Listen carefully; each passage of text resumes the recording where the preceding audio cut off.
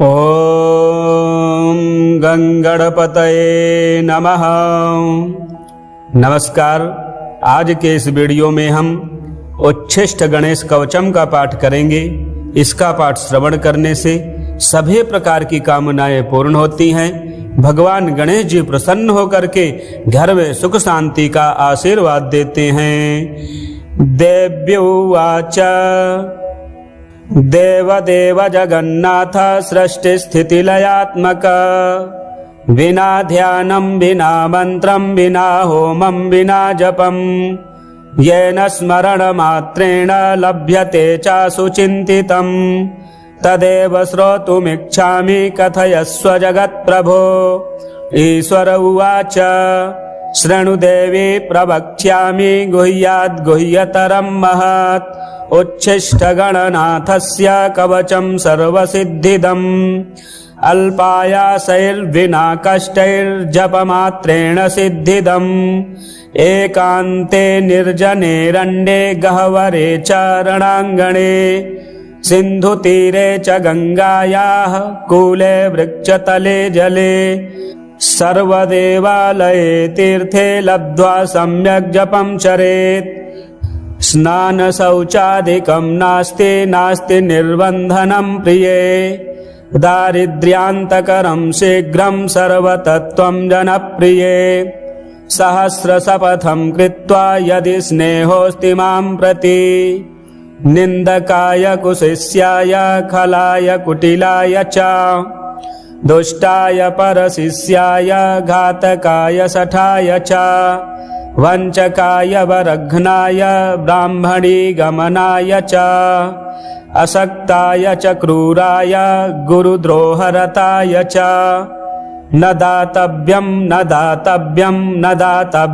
कदाचन गुरुभक्ताय दातव्यं संशिष्याय विशेषतः तेषां सिद्ध्यन्ति शीघ्रेण हन्यथा न च सिद्ध्यति गुरु संतुष्टिमात्रेण कलौ प्रत्यक्ष सिद्धिदम् देहोच्छिष्टैः प्रजप्तव्यं तथोच्छिष्टैर्महामनुः आकाशे च फलं प्राप्तं नान्यथा वचनं मम एषा राजवती विद्या विना पुण्यं न लभ्यते अथ वक्ष्यामि देवेशि कवचं मन्त्रपूर्वकम् येन विज्ञातमात्रेण राजभोगफलप्रदम् ऋषिर्मे गणकः पातु शिरसि च निरन्तरम् त्राहि मां देवि गायत्री छन्दो ऋषिः सदा मुखे हृदये पातु मां नित्यमुच्छिष्टगणदेवता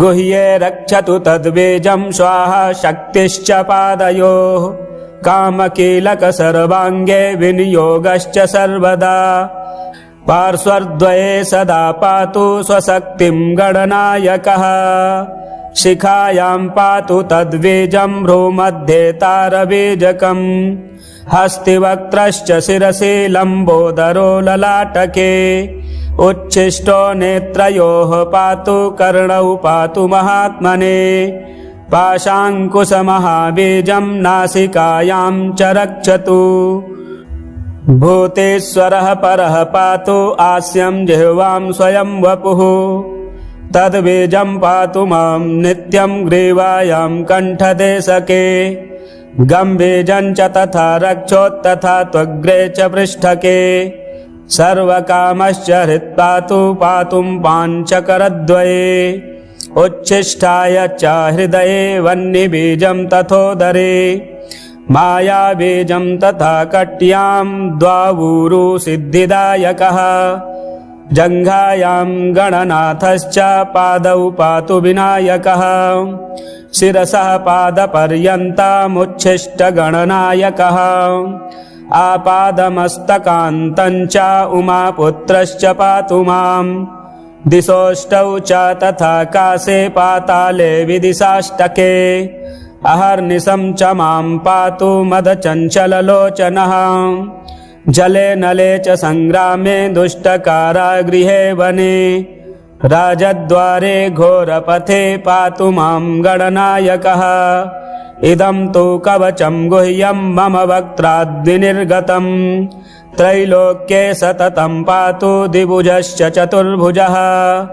बाह्यामभ्यन्तरं पातु सिद्धिबुद्धिर्विनायकः सर्वसिद्धिप्रदं देवी कवचमृद्धिर्सिद्धिदम् एकान्ते प्रजपेन्मन्त्रं कवचं युक्तिसंयुतम् इदं रहस्यं कवचमुच्छिष्टगणनायकम् सर्ववर्मसु देवेशे इदं कवचनायकम् एतत् कवचमाहात्म्यं वर्णितुं नैव शक्यते धर्मार्थकाममोक्षं च नानाफलप्रदं नृणां शिवपुत्रः सदा पातु मां सुरार्चितः गजाननः सदा पातु गणराजश्च पातु मां सदा शक्तिरतः पातु मां कामविह्वलः सर्वाभरणभूषाढ्यः पातु मां सिन्दूरार्चितः पञ्चमोदकरः पातु मां पार्वतीसुतः पाशाङ्कुशधरः पातु मां च धनेश्वरः गदाधरः सदा पातु मां काममोहितः नग्ननारीरतः पातु मां च गणेश्वरः अक्षयं वरदः पातु शक्तियुक्तिः सदावतु भालचन्द्रः सदा पातु नानारत्नविभूषितः उच्छिष्टगणनाथश्च मदाघूर्णितलोचनः नार्योनिरशाश्वादः पातु मां गजकर्णकः प्रसन्नवदनः पातु मां भगवल्लभः जटाधरः सदा पातु मां च किरीटिकः पद्मासनास्थितः पातु रक्तवर्णश्च पातु मां नग्नसाममदोन्मत्तः पातु मां गणदैवतः वामाङ्गे सुन्दरी युक्तः पातु मां मनमथः प्रभुः क्षेत्रपः पिसितं पातु मां श्रुतिपाठकः भूषणाढ्यस्तु मां पातु नानाभोगसमन्वितः स्मिताननः सदा पातु श्रीगणेशकुलान्वितः श्रीरक्तचन्दनमयः सुलक्षणगणेश्वरः श्वेतार्कगणनाथश्च हरिद्रागणनायकः पारभद्रगणेशश्च पातु सप्तगणेश्वरः प्रवालगणकाध्यक्षो गजदन्तो गणेश्वरः हरबीजगणेशश्च भद्राक्षगणनायकः दिव्यौषधिसमुद्भूतो गणेशाश्चिन्तितप्रदः लमणस्य गणाध्यक्षो मृत्तिकागणनायकः ताण्डुलाक्षगणाध्यक्षो गोमयश्च गणेश्वरः स्फटिकाक्षगणाध्यक्षो रुद्राक्षगणदैवतः नवरत्नगणेशश्च आदिदेवो गणेश्वरः पञ्चाननश्चतुर्वक्त्रः षडाननगणेश्वरः मयूरवाहनः पातु मां मूषकासनः पातु मां देवदेवेशः पातु मां ऋषिपूजितः पातु मां सर्वदा देवो देवदानवपूजितः त्रैलोक्यपूजितो देवः पातु मां च विभुः प्रभुः रङ्गस्थं च सदा पातु सागरस्थं सदावतु भूमिस्थं च सदा पातु पातालस्थं च पातु माम् अन्तरिक्षे सदा पातु आकाशस्थं सदावतु चतुष्पथे सदा पातु त्रिपथस्थं च पातु माम् बिल्वस्थं च वनस्थं च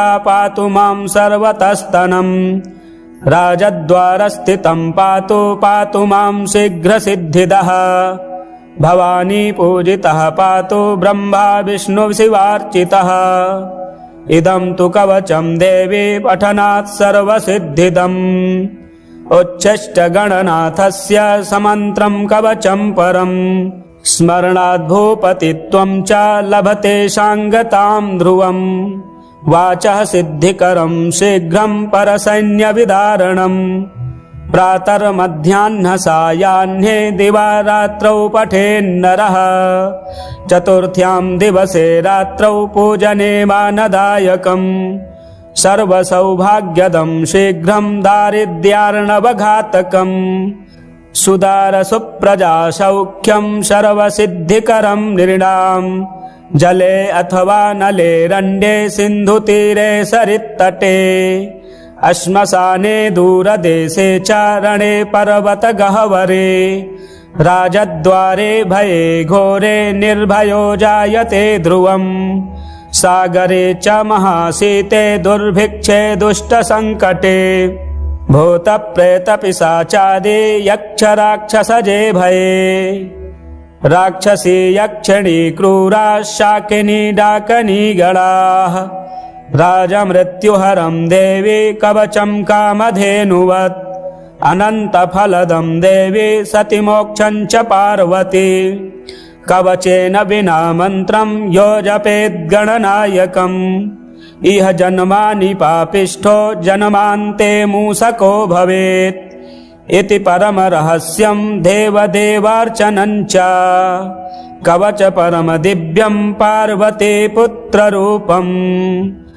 पठति परमभोगैश्वर्यमोक्षप्रदं च लभति सकलसौख्यं शक्तिपुत्रप्रसादात् इति परमरहस्यं देवदेवार्चितस्य कवचमुदितमेतत् पार्वतीसेन देव्यै पठति स लभ्यते वै भक्तितो भक्तवर्यः प्रचुर सकल सौख्यं शक्तिपुत्र प्रसादात् प्रचुर सकल सौख्यं शक्तिपुत्र प्रसादात्।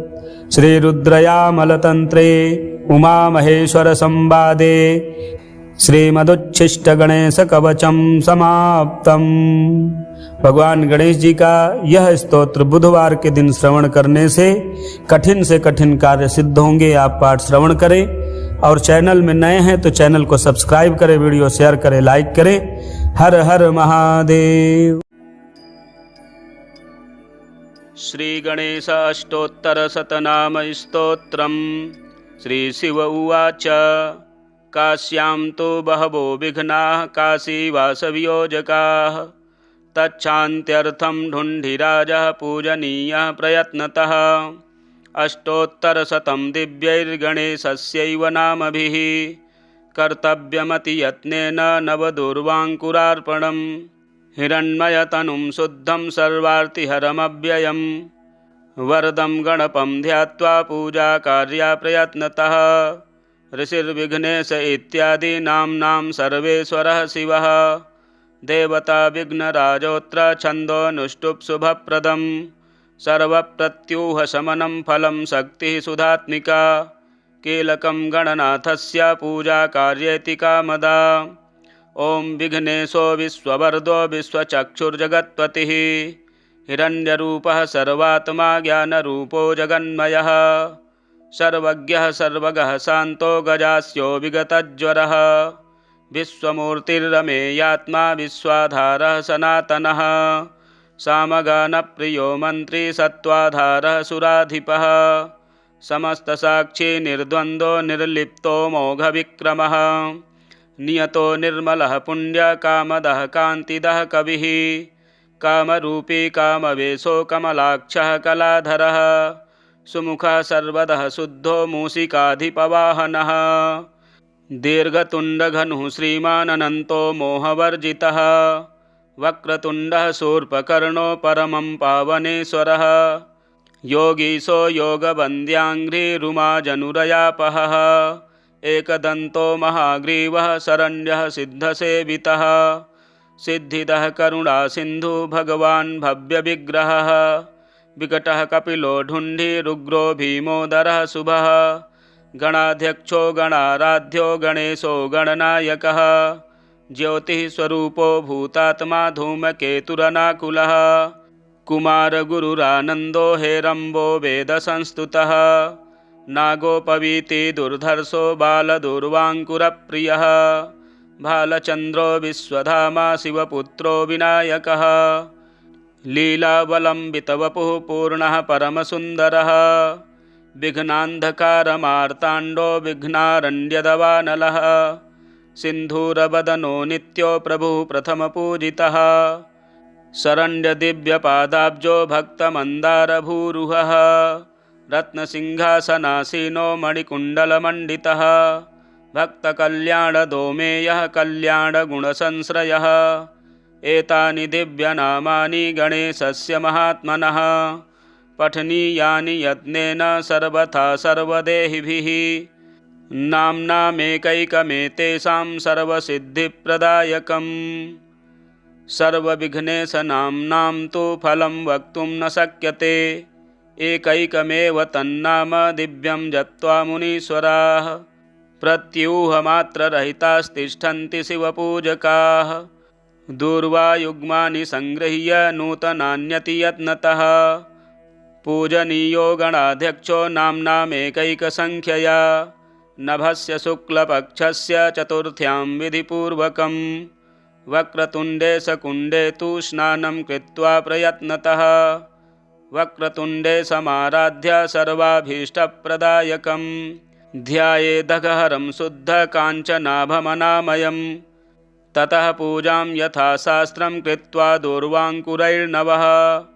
पूजाकार्याविशेषेण नामोच्चारणपूर्वकं ततश्च मोदकैः दिव्यैः सुगन्धिघृतपाचितैः नैवेद्यं कल्पयेद्दिव्यं गणेशाय शुभावहम् अन्यैश्च परमानाद्यैर्भक्ष्यैर्भोज्यैर्मनोहरैः तोषणीयः प्रयत्नेन वक्रतुण्डविनायकः प्रदक्षिणनमस्कारैर्दिव्यैस्तन्नामसंख्यया कर्तव्या नियतं शुद्धैर्मौनव्रतपरायणः ततः सन्तर्प्यविधिक्षैवान् ब्राह्मणसम्भावान् पुनरभ्यर्च्य विघ्नेशमिमं मन्त्रमुदीरयेत् वक्रतुण्डसुराराध्य सूर्यकोटिसमप्रभ निर्विघ्नेनैव सततं काशीवासं प्रयच्छ मे इति सम्प्रार्थ्य विधिवत् पूजां कृत्वा पुनर्मुदा नमस्कृत्वा प्रसाद्यैनं गच्छेद्धुण्डिविनायकं ढुण्डिराजार्चनं सम्यक् कर्तव्यं विधिपूर्वकं तत्रैवार्चाविशेषेण पूजां कृत्वा ततः परम् श्रीगणेशस्तवराजस्तोत्रम् श्रीगणेशाय नमः। श्रीभगवानुवाच गणेशस्य स्तवं वक्ष्ये कलौ झटिति सिद्धिदं न न्यासो न च संस्कारो न होमो न च तर्पणं न मार्जनं च 50 जपमात्रतः सिद्ध्यत्यर्चनतः 5 ब्राह्मणभोजनात्। अस्य श्रीगणेशस्तवराजमन्त्रस्य भगवान् सदाशिवऋषिः अनुष्टुप् श्रीमहागणपतिर्देवता श्रीमहागणपतिप्रीत्यर्थे जपे विनियोगः विनायकैकभावना समर्चना समर्पितं प्रमोदकैः प्रमोदमोदमोदकं यदर्पितं सदर्पितं नवान्नधान्यनिर्मितं न खण्डितं न खण्डितं न खण्डमण्डनं कृतं सजातिकृद्विजातिकृत् स्वनिष्ठभेदवर्जितं निरञ्जनं च निर्गुणं निराकृतिं ह्यनिष्क्रियं सदात्मकं चिदात्मकं सुखात्मकं परं पदं भजामि तं गजाननं स्वमाययात्तविग्रहम् गणाधिपत्वमष्टमूर्तिरेष सूनुरेश्वर स्त्वम्बरं च सम्बरं धनञ्जयः प्रभञ्जनः त्वमेव दीक्षितः क्षितिर्निशाकरः प्रभाकरश्चराचरप्रचारहेतुरन्तराय शान्तिकृत् अनेकदं तमालनीलमेकदन्तसुन्दरम् गजाननं नमो गजाननामृताब्धिचन्दिरं समस्तवेदवादसत्कलाकलापमन्दिरं महान्तराय कृत्तमोर्कमाश्रितोन्दरूपकं सरत्नहेमघण्टिकानिनादनूपुरस्वनै मृदङ्गतालनादभेदसाधनानुरूपतः धिमिद्धिमित्तथोङ्गथोङ्गथय्य थय्य शब्दतो विनायकः शशाङ्कशेखरः प्रहृष्य नृत्यते सदा नमामि नायकैकनायकं विनायकम् कलाकलापकल्पनानिदानमादिरूपसं गणेश्वरं गुणेश्वरं महेश्वरात्मसम्भवं स्वपादपद्मसेविनामपारवैभवप्रदम् भजे प्रचण्डतुन्दिलं सदन्दसूकभूषणं सनन्दनादिवन्दितं समस्तसिद्धसेवितं सुरासुरौघयोः सदा जयप्रदं भयप्रदं समस्तविघ्नघातिनं स्वभक्तपक्षपातिनं कराम्बुजातकङ्कणः पदाब्जकिङ्किणो गणो गणेश्वरो गुणार्णवः फणीश्वराङ्गभूषणः जगत्त्रयान्तराय शान्तिकारको स्तुतारको भवार्णवस्थघोरदुर्गः चिदेकविग्रहः भवार्णवस्थघोरदुर्गः चिदेकविग्रहः यो भक्तिप्रवणश्चराचरगुरोः स्तोत्रं गणेशाष्टकं शुद्धः संयतचेतसा यदि पठे नित्यं त्रिसन्ध्यं पुमान् तस्य श्रीरतुला स्वसिद्धिसहिता श्रीशारदा सर्वदा स्यातां तत्परिचारिके किल तदा काह कामनानां कथा। ओम गंगणपतये नमः। नमस्कार। आज के इस वीडियो में हम उच्छिष्ट गणेश कवचम का पाठ करेंगे। इसका पाठ श्रवण करने से सभी प्रकार की कामनाएं पूर्ण होती हैं। भगवान गणेश जी प्रसन्न होकर के घर में सुख शांति का आशीर्वाद देते हैं। देव्युवाच देवदेव जगन्नाथ सृष्टिस्थितिलयात्मक विना ध्यानं विना मन्त्रं विना होमं विना जपं येन स्मरणमात्रेण लभ्यते च सुचिन्तितं तदेव श्रोतुमिच्छामि कथयस्व जगत्प्रभो। ईश्वर उवाच शृणु देवी प्रवक्ष्यामि गुह्याद्गुह्यतरं महत् उच्छिष्टगणनाथस्य कवचं सर्वसिद्धिदम् अल्पायासैर्विना कष्टैर्जपमात्रेण सिद्धिदम् एकान्ते निर्जनेरण्ये गह्वरे च रणाङ्गणे सिन्धुतीरे च गङ्गायाः कूले वृक्षतले जले सर्वदेवालये तीर्थे लब्ध्वा सम्यक् जपं चरेत्।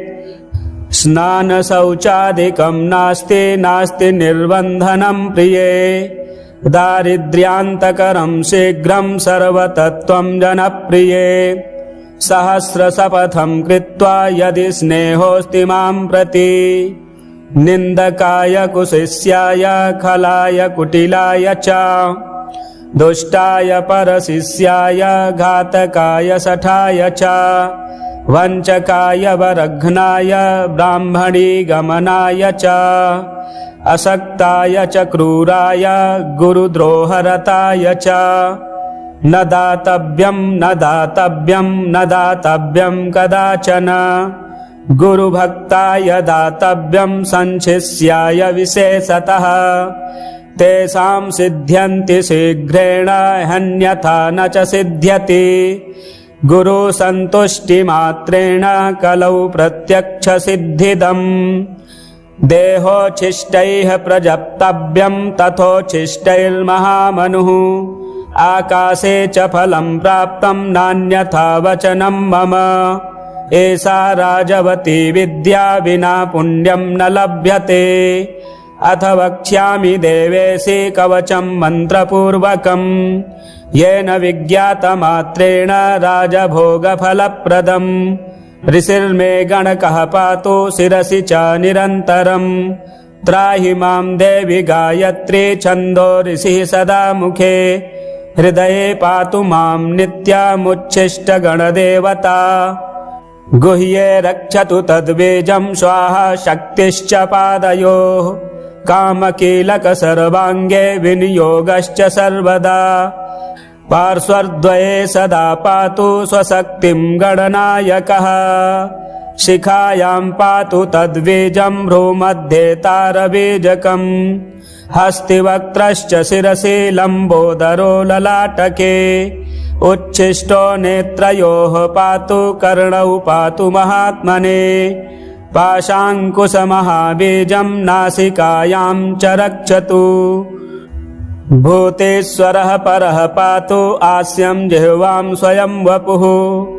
तद्बीजं पातु मां नित्यं ग्रीवायां कण्ठदेशके। गम्बीजं च तथा रक्षोत्तथा त्वग्रे च पृष्ठके। सर्वकामश्च हृत्पातु पातुं पाञ्चकरद्वये। उच्छिष्टाय च हृदये वह्निबीजं तथोदरे। मायाबीजं तथा कट्यां द्वावूरु सिद्धिदायकः। जङ्घायां गणनाथश्च पादौ पातु विनायकः। शिरसः पादपर्यन्तमुच्छिष्टगणनायकः। आपादमस्तकान्तं च उमापुत्रश्च पातु माम्। दिशोष्टौ च तथा काशे पाताले विदिशाष्टके। अहर्निशं च मां पातु मदचञ्चललोचनः।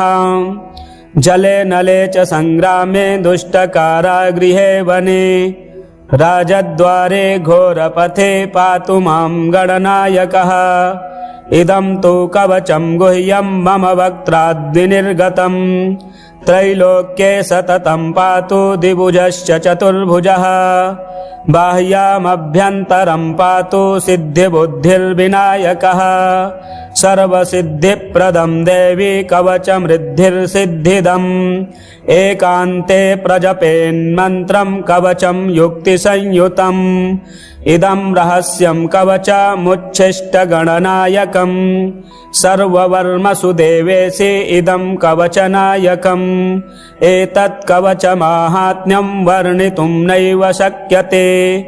धर्मार्थकाममोक्षं च नानाफलप्रदं नृणाम्। शिवपुत्रः सदा पातु मां सुरार्चितः।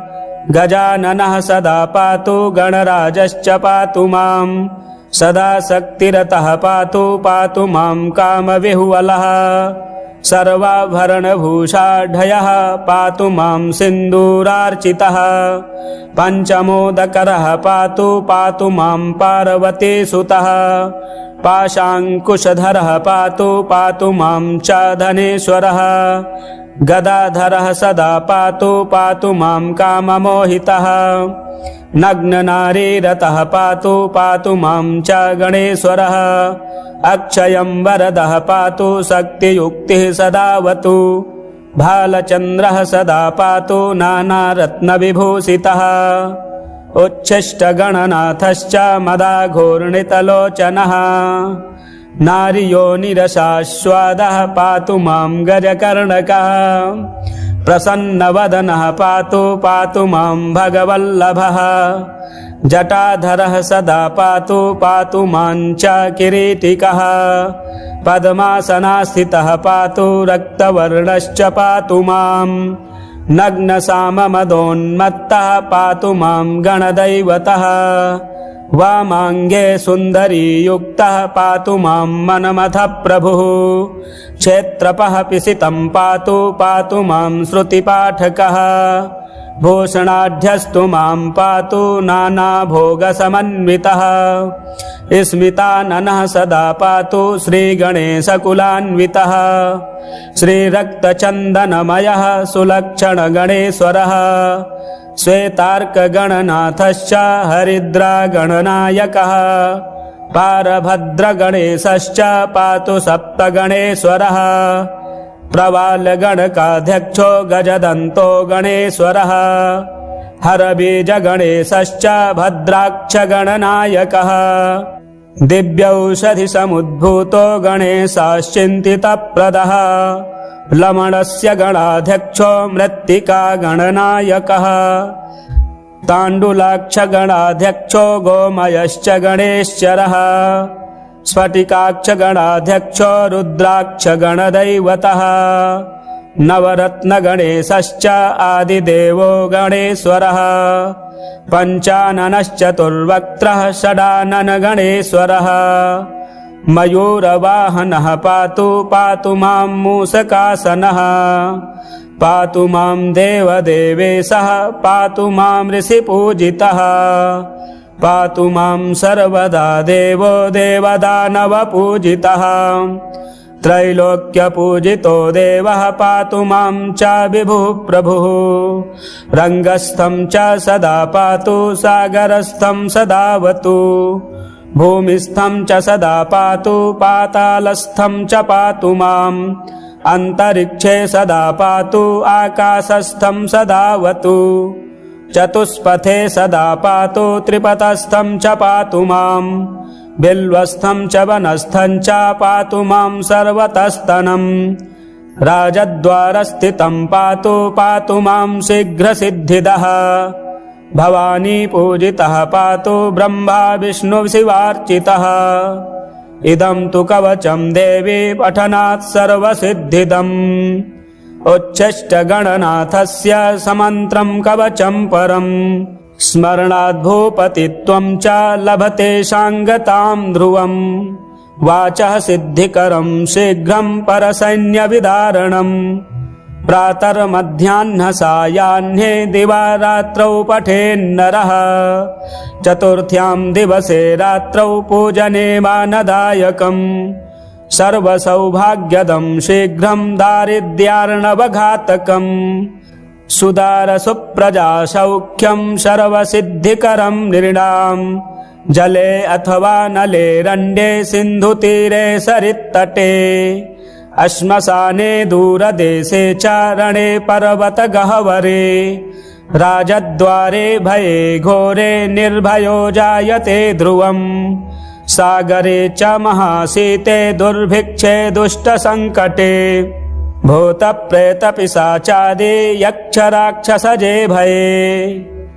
राक्षसी यक्षिणी क्रूरा शाकिनी डाकनी गणाः राजमृत्युहरं देवी कवचं कामधेनुवत् अनन्तफलदं देवी सतिमोक्षं च पार्वती कवचेन विना मन्त्रं यो जपेद्गणनायकम् इह जन्मानि पापिष्ठो जन्मान्ते मूषको भवेत् इति परमरहस्यं देवदेवार्चनं च कवच परमदिव्यं पार्वती पुत्ररूपम् पठति परमभोगैश्वर्यमोक्षप्रदं च लभति सकलसौख्यं शक्तिपुत्रप्रसादात् इति परमरहस्यं देवदेवार्चितस्य कवचमुदितमेतत् पार्वतीसेन देव्यै पठति स लभ्यते वै भक्तितो भक्तवर्यः प्रचुर सकल सौख्यं शक्तिपुत्र प्रसादात् प्रचुर सकल सौख्यं शक्तिपुत्र प्रसादात्। श्री रुद्रयामलतंत्रे उमा महेश्वर संवादे श्रीमदुच्छिष्ट गणेश कवचम समाप्तम। भगवान गणेश जी का यह स्तोत्र बुधवार के दिन श्रवण करने से कठिन कार्य सिद्ध होंगे। आप पाठ श्रवण करें और चैनल में नए हैं तो चैनल को सब्सक्राइब करें, वीडियो शेयर करें, लाइक करें। हर हर महादेव। श्री गणेश अष्टोत्तर शतनाम स्तोत्रम्।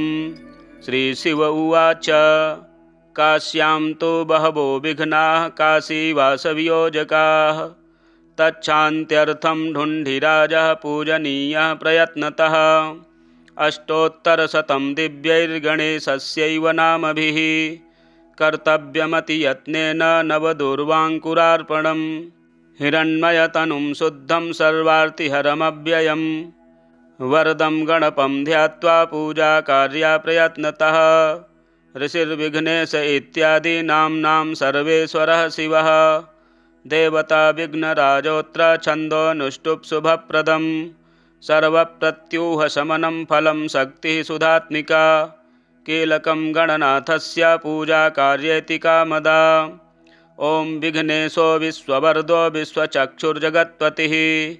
हिरण्यरूपः सर्वात्मा ज्ञानरूपो जगन्मयः। सर्वज्ञः सर्वगः शान्तो गजास्यो विगतज्वरः। विश्वमूर्तिरमेयात्मा विश्वाधारः सनातनः। सामगानप्रियो मन्त्री सत्त्वाधारः सुराधिपः। समस्तसाक्षी निर्द्वन्द्वो निर्लिप्तो मोघविक्रमः। नियतो निर्मलः पुण्यकामदः कान्तिदः कविः। कामरूपी कामवेशो कमलाक्षः कलाधरः। सुमुखः सर्वदः शुद्धो मूषिकाधिपवाहनः। दीर्घतुण्डघनुः श्रीमानन्तो मोहवर्जितः। वक्रतुण्डः शूर्पकर्णो परमं पावनेश्वरः। योगीशो योगवन्द्याङ्घ्रिरुमाजनुरयापहः। एकदन्तो महाग्रीवः शरण्यः सिद्धसेवितः। सिद्धिदः करुणासिन्धु भगवान् भव्यविग्रहः। विकटः कपिलो ढुण्ढिरुग्रो भीमोदरः शुभः। गणाध्यक्षो गणाराध्यो गणेशो गणनायकः। ज्योतिः स्वरूपो भूतात्मा धूमकेतुरनाकुलः। कुमारगुरुरानन्दो हेरम्बो वेदसंस्तुतः। नागोपवीति दुर्धर्षो बालदूर्वाङ्कुरप्रियः। भालचन्द्रो विश्वधामा शिवपुत्रो विनायकः। लीलावलम्बितवपुः पूर्णः परमसुन्दरः। विघ्नान्धकारमार्ताण्डो विघ्नारण्यदवानलः। सिन्धूरवदनो नित्यो प्रभुः प्रथमपूजितः। शरण्यदिव्यपादाब्जो भक्तमन्दारभूरुहः। रत्नसिंहासनासीनो मणिकुण्डलमण्डितः। भक्तकल्याणदोमेयः कल्याणगुणसंश्रयः। एतानि दिव्यनामानि गणेशस्य महात्मनः। पठनीयानि यत्नेन सर्वथा सर्वदेहिभिः। नाम्नामेकैकमेतेषां सर्वसिद्धिप्रदायकम्। सर्वविघ्नेशनाम्नां तु फलं वक्तुं न शक्यते। एकैकमेव तन्नाम दिव्यं जप्त्वा मुनीश्वराः। प्रत्यूहमात्ररहितास्तिष्ठन्ति शिवपूजकाः। दूर्वायुग्मानि सङ्गृह्य नूतनान्यतियत्नतः। पूजनीयो गणाध्यक्षो नाम्नामेकैकसङ्ख्यया। नभस्य शुक्लपक्षस्य चतुर्थ्यां विधिपूर्वकम्। वक्रतुण्डे शकुण्डे तु स्नानं कृत्वा प्रयत्नतः। वक्रतुण्डे समाराध्य सर्वाभीष्टप्रदायकम्। ध्यायेदघहरं शुद्धकाञ्चनाभमनामयम्। ततः पूजां यथाशास्त्रं कृत्वा दूर्वाङ्कुरैर्नवः। पूजाकार्याविशेषेण नामोच्चारणपूर्वकम्। ततश्च मोदकैः दिव्यैः सुगन्धिघृतपाचितैः नैवेद्यं कल्पयेद्दिव्यं गणेशाय शुभावहम्। अन्यैश्च परमानाद्यैर्भक्ष्यैर्भोज्यैर्मनोहरैः तोषणीयः प्रयत्नेन वक्रतुण्डविनायकः। प्रदक्षिणनमस्कारैर्दिव्यैस्तन्नामसङ्ख्यया कर्तव्या नियतं शुद्धैर्मौनव्रतपरायणः। ततः सन्तर्प्यविधिक्षैवान् ब्राह्मणसम्भावान्। पुनरभ्यर्च्य विघ्नेशमिमं मन्त्रमुदीरयेत्। वक्रतुण्डसुराराध्य सूर्यकोटिसमप्रभ। निर्विघ्नेनैव सततं काशीवासं प्रयच्छ मे। इति सम्प्रार्थ्य विधिवत् पूजां कृत्वा पुनर्मुदा नमस्कृत्वा प्रसाद्यैनं गच्छेद्धुण्डिविनायकम्।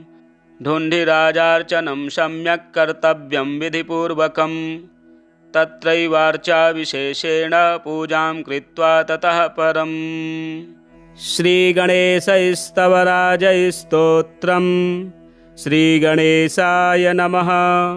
श्रीभगवानुवाच गणेशस्य स्तवं वक्ष्ये कलौ झटिति सिद्धिदम् न न्यासो न च संस्कारो न होमो न च तर्पणम् न मार्जनं च 50 जपमात्रतः सिद्ध्यत्यर्चनतः 5 ब्राह्मणभोजनात्। अस्य श्रीगणेशस्तवराजमन्त्रस्य भगवान् सदाशिवऋषिः अनुष्टुप् छन्दः। श्रीमहागणपतिर्देवता श्रीमहागणपतिप्रीत्यर्थे जपे विनियोगः।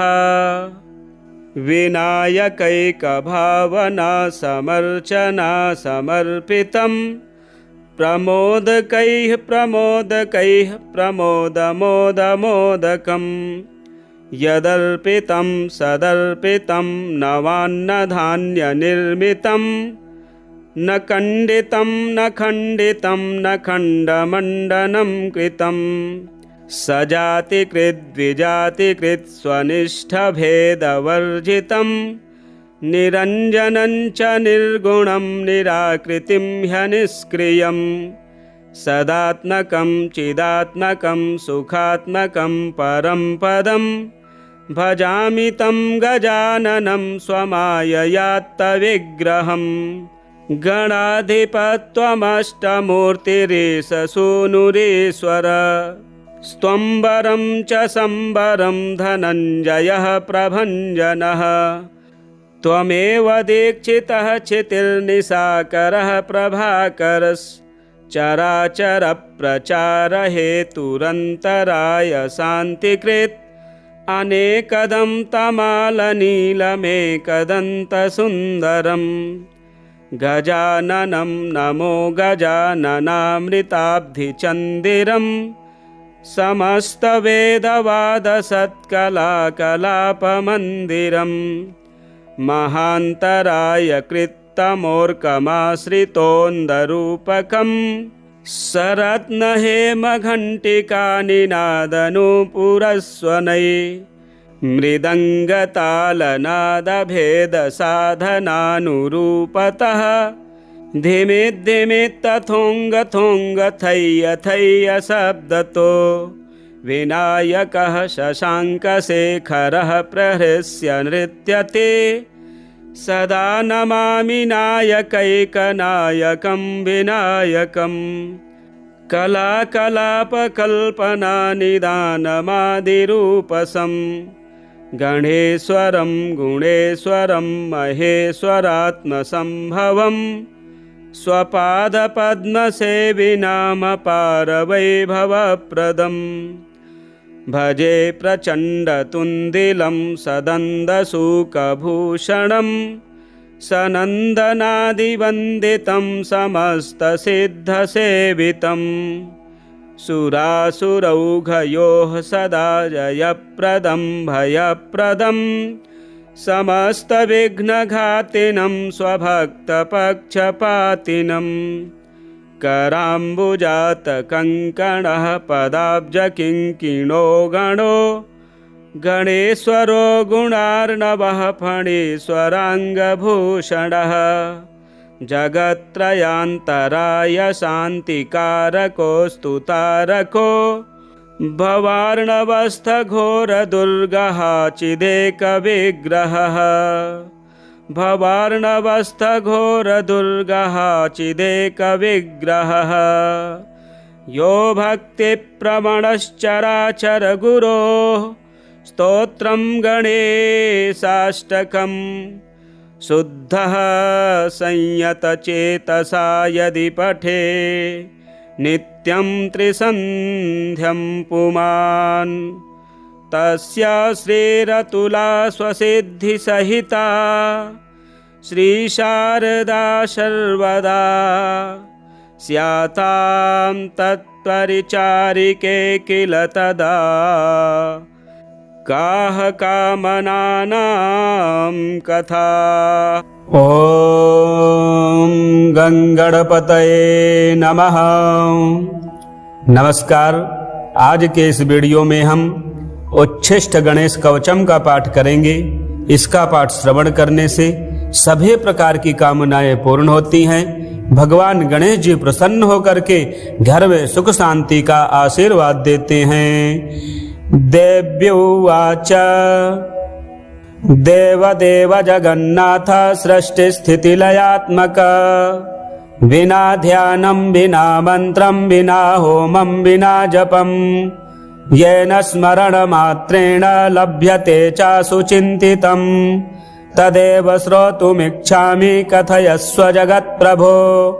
ईश्वर उवाच शृणु देवी प्रवक्ष्यामि गुह्याद् गुह्यतरं महत् उच्छिष्टगणनाथस्य कवचं सर्वसिद्धिदम् अल्पायासैर्विना कष्टैर्जपमात्रेण सिद्धिदम् एकान्ते निर्जनेरण्ये गह्वरे च रणाङ्गणे सिन्धुतीरे च गङ्गायाः कूले वृक्षतले जले सर्वदेवालये तीर्थे लब्ध्वा सम्यक् जपं चरेत्।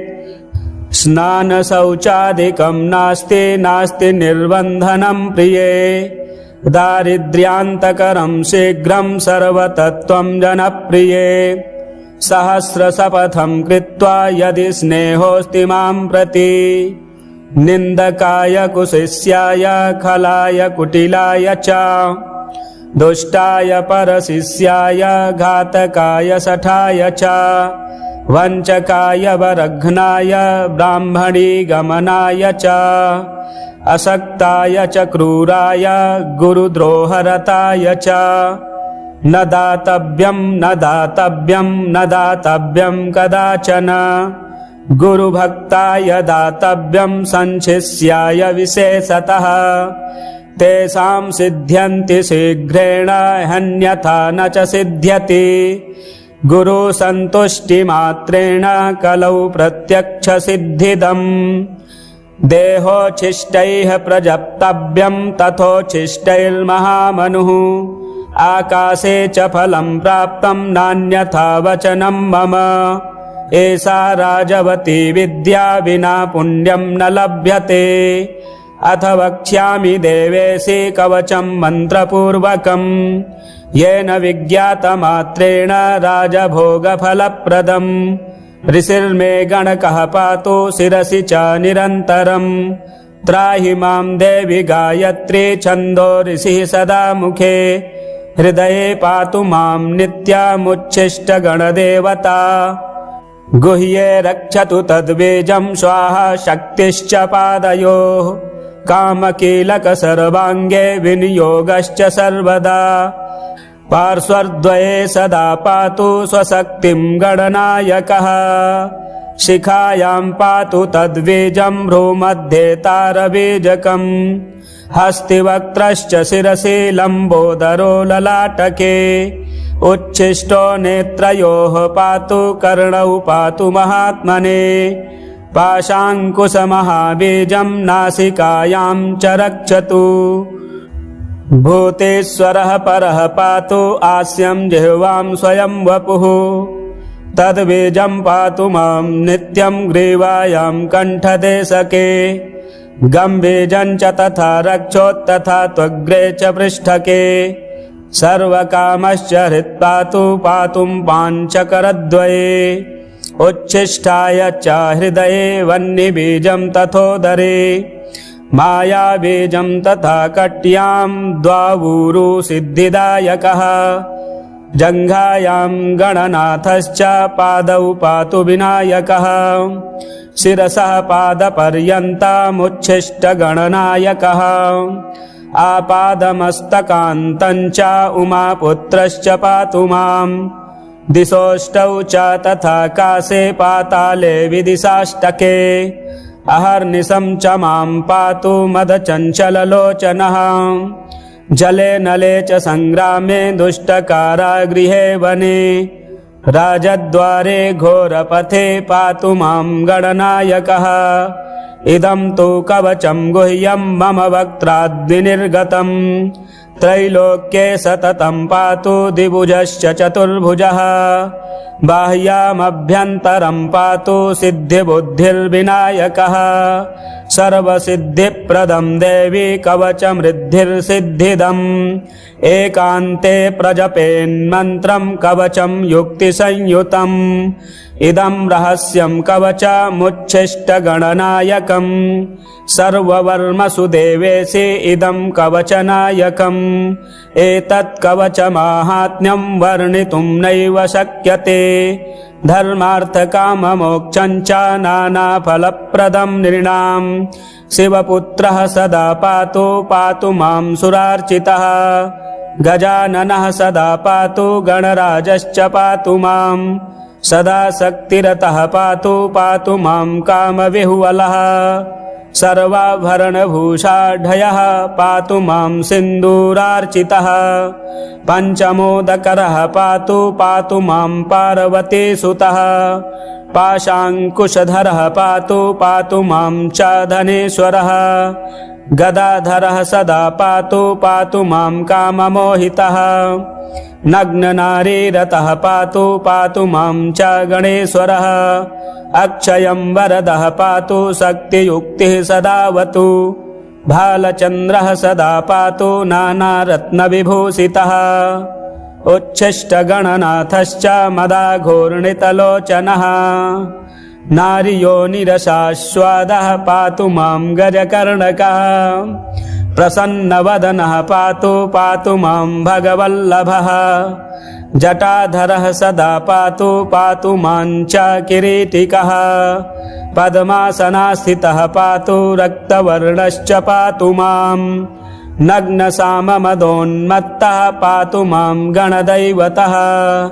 वामाङ्गे सुन्दरी युक्तः पातु मां मनमथः प्रभुः क्षेत्रपः पिसितं पातु मां श्रुतिपाठकः भूषणाढ्यस्तु मां पातु नानाभोगसमन्वितः स्मिताननः सदा पातु श्रीगणेशकुलान्वितः श्रीरक्तचन्दनमयः सुलक्षणगणेश्वरः श्वेतार्कगणनाथश्च हरिद्रागणनायकः पारभद्रगणेशश्च पातु सप्तगणेश्वरः प्रवालगणकाध्यक्षो गजदन्तो गणेश्वरः हरबीजगणेशश्च भद्राक्षगणनायकः दिव्यौषधिसमुद्भूतो गणेशश्चिन्तितप्रदः लमणस्य गणाध्यक्षो मृत्तिकागणनायकः ताण्डुलाक्षगणाध्यक्षो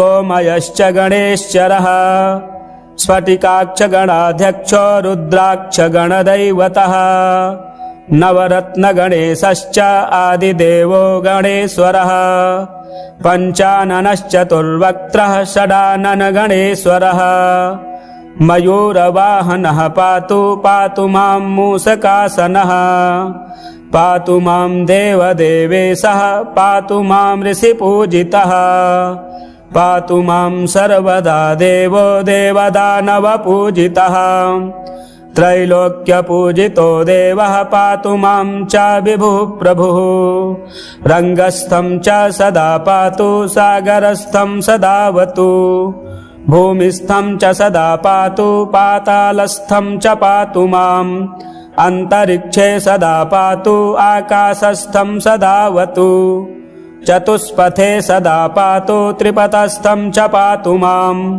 बिल्वस्थं च वनस्थं च पातु मां सर्वतस्तनम् राजद्वारस्थितं पातु मां शीघ्रसिद्धिदः भवानी पूजितः पातु ब्रह्मा विष्णु शिवार्चितः इदं तु कवचं देवी पठनात् सर्वसिद्धिदम् उच्छिष्टगणनाथस्य समन्त्रं कवचं परम् स्मरणाद् भूपतित्वं च लभते शाङ्गतां ध्रुवम् वाचः सिद्धिकरं शीघ्रं परसैन्यविदारणम् प्रातर्मध्याह्नसायाह्ने दिवारात्रौ पठेन्नरः चतुर्थ्यां दिवसे रात्रौ पूजने मानदायकम् सर्वसौभाग्यदं शीघ्रं दारिद्र्यार्णवघातकम् सुदारसुप्रजा सौख्यं सर्वसिद्धिकरं नृणाम् जले अथवा नले रण्ये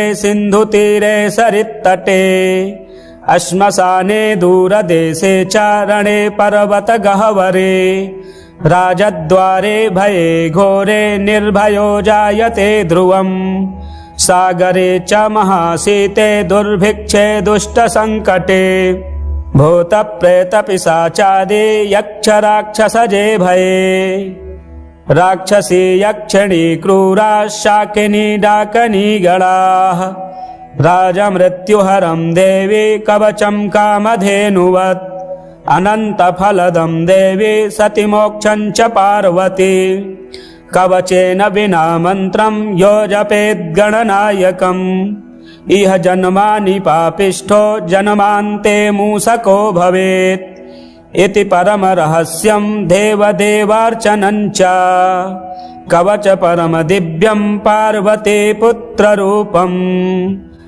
पठति परमभोगैश्वर्यमोक्षप्रदं च लभति सकलसौख्यं शक्तिपुत्रप्रसादात् इति परमरहस्यं देवदेवार्चितस्य कवचमुदितमेतत् पार्वतीसेन देव्यै पठति स लभ्यते वै भक्तितो भक्तवर्यः प्रचुर सकल सौख्यं शक्तिपुत्रप्रसादात् प्रचुर सकल सौख्यं शक्तिपुत्रप्रसादात्।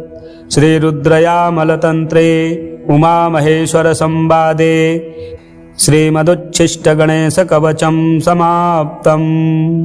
भगवान गणेश जी का यह स्तोत्र बुधवार के दिन श्रवण करने से कठिन कार्य सिद्ध होंगे। आप पाठ श्रवण करें और चैनल में नए हैं तो चैनल को सब्सक्राइब करें, वीडियो शेयर करें, लाइक करें। हर हर महादेव। श्री गणेश अष्टोत्तर शतनाम स्तोत्रम्। श्री शिव उवाच काश्यां तु बहवो विघ्नाः काशीवासवियोजकाः तच्छान्त्यर्थं ढुण्ढिराजः पूजनीयः प्रयत्नतः अष्टोत्तरशतं दिव्यैर्गणेशस्यैव नामभिः कर्तव्यमतियत्नेन नवदुर्वाङ्कुरार्पणम् हिरण्मयतनुं शुद्धं सर्वार्तिहरमव्ययम् वरदं गणपं ध्यात्वा पूजाकार्या प्रयत्नतः ऋषिर्विघ्नेश इत्यादि नाम्नां सर्वेश्वरः शिवः देवता विघ्नराजोऽत्र छन्दोऽनुष्टुप् शुभप्रदं सर्वप्रत्यूह शमनं फलं शक्तिः सुधात्मिका कीलकं गणनाथस्य पूजाकार्येति कामदा। ॐ विघ्नेशो विश्ववरदो विश्वचक्षुर्जगत्पतिः हिरण्यरूपः सर्वात्मा ज्ञानरूपो जगन्मयः सर्वज्ञः सर्वगः शान्तो गजास्यो विगतज्वरः विश्वमूर्तिर्रमेयात्मा विश्वाधारः सनातनः सामगानप्रियो मन्त्री सत्त्वाधारः सुराधिपः समस्तसाक्षी निर्द्वन्द्वो निर्लिप्तो मोघविक्रमः नियतो निर्मलः पुण्यकामदः कान्तिदः कविः कामरूपी कामवेशो कमलाक्षः कलाधरः सुमुखः सर्वदः शुद्धो मूषिकाधिपवाहनः दीर्घतुण्डघनुः श्रीमानन्तो मोहवर्जितः वक्रतुण्डः शूर्पकर्णो परमं पावनेश्वरः योगीशो योगवन्द्याङ्घ्रिरुमाजनुरयापहः एकदन्तो महाग्रीवः शरण्यः सिद्धसेवितः सिद्धिदः करुणासिन्धु भगवान् भव्यविग्रहः विकटः कपिलो ढुण्ढिरुग्रो भीमोदरः शुभः गणाध्यक्षो गणाराध्यो गणेशो गणनायकः ज्योतिः स्वरूपो भूतात्मा धूमकेतुरनाकुलः कुमारगुरुरानन्दो हेरम्बो वेदसंस्तुतः नागोपवीति दुर्धर्षो बालदुर्वाङ्कुरप्रियः भालचन्द्रो विश्वधामा शिवपुत्रो विनायकः लीलावलम्बितवपुः पूर्णः परमसुन्दरः विघ्नान्धकारमार्ताण्डो विघ्नारण्यदवानलः सिन्धूरवदनो नित्यो प्रभुः प्रथमपूजितः शरण्यदिव्यपादाब्जो भक्तमन्दारभूरुहः रत्नसिंहासनासीनो मणिकुण्डलमण्डितः भक्तकल्याणदोमेयः कल्याणगुणसंश्रयः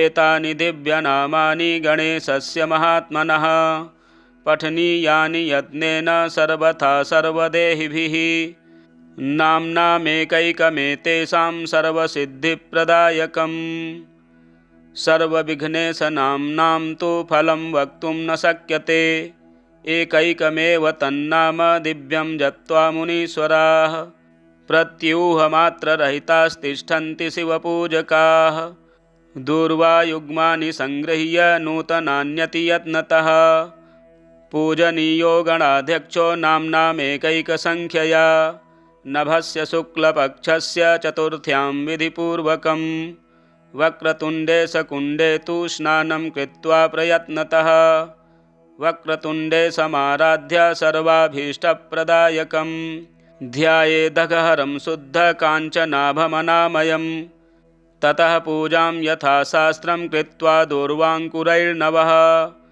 पूजाकार्याविशेषेण नामोच्चारणपूर्वकं ततश्च मोदकैः दिव्यैः सुगन्धिघृतपाचितैः नैवेद्यं कल्पयेद्दिव्यं गणेशाय शुभावहम् अन्यैश्च परमानाद्यैर्भक्ष्यैर्भोज्यैर्मनोहरैः तोषणीयः प्रयत्नेन वक्रतुण्डविनायकः प्रदक्षिणनमस्कारैर्दिव्यैस्तन्नामसङ्ख्यया कर्तव्या नियतं शुद्धैर्मौनव्रतपरायणः ततः सन्तर्पविधिक्षैवान् ब्राह्मणसम्भावान् पुनरभ्यर्च्य विघ्नेशमिमं मन्त्रमुदीरयेत् वक्रतुण्डसुराराध्य सूर्यकोटिसमप्रभ निर्विघ्नेनैव सततं काशीवासं प्रयच्छ मे इति सम्प्रार्थ्य विधिवत् पूजां कृत्वा पुनर्मुदा नमस्कृत्वा प्रसाद्यैनं गच्छेद्धुण्डिविनायकं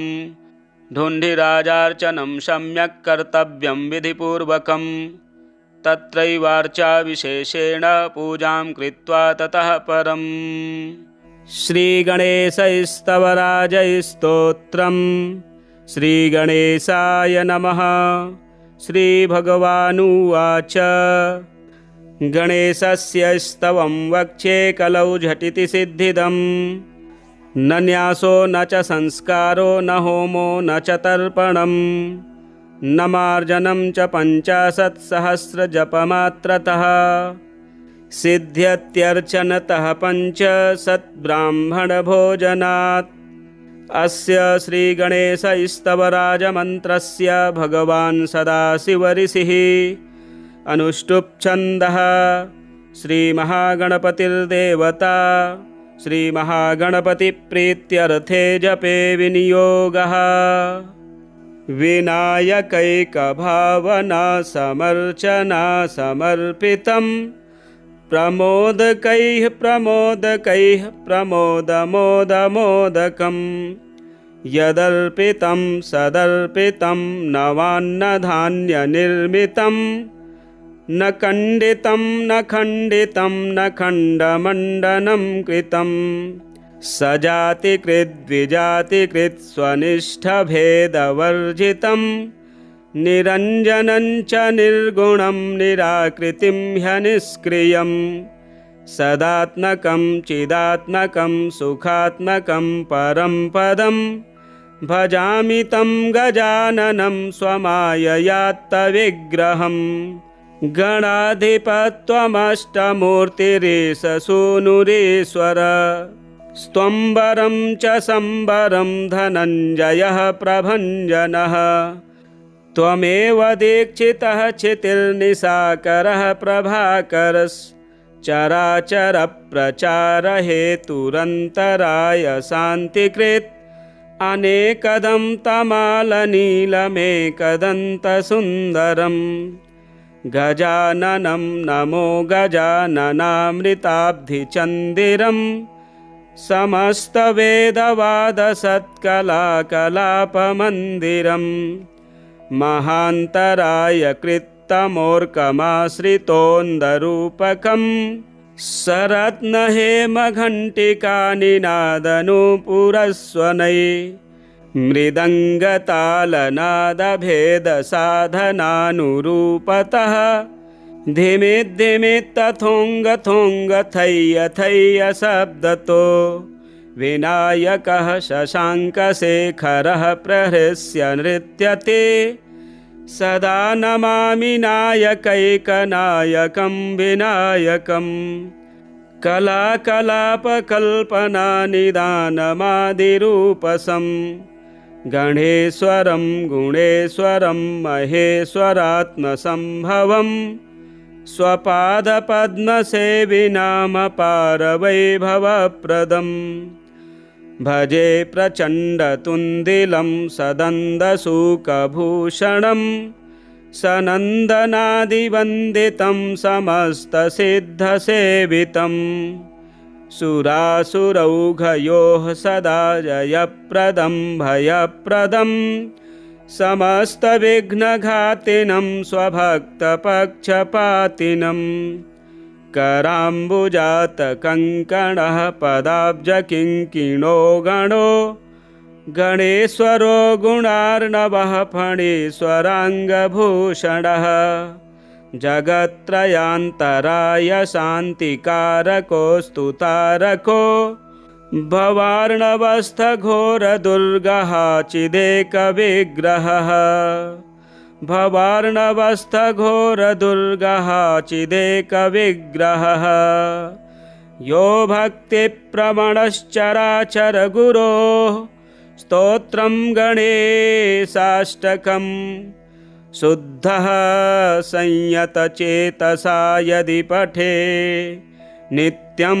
त्रिसन्ध्यं पुमान् तस्य श्रीरतुला स्वसिद्धिसहिता श्रीशारदा सर्वदा स्यातां तत्परिचारिके किल तदा काः कामनानां कथा।